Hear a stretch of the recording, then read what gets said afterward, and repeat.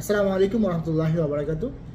রাকাম মোয়াক্কেদ একামা number. অনেক সময় অনেকে ভাই বলেন যে ভাই আগে আমার কাজটা করে দেন, পরে আবার আমরা টাকাটা দিব। কিছু জিনিস আছে, ধরেন একটা প্রোডাক্ট, এই ক্যালকুলেটরটা আমি কিনে আনছি এক জায়গা থেকে, আপনার কাছে বিক্রি করব। তো আমি কিনে আনছি এই ক্যালকুলেটর আমার কাছে আছে, আপনার টাকাটা দিবেন, তারপর আমি আপনাকে দিব।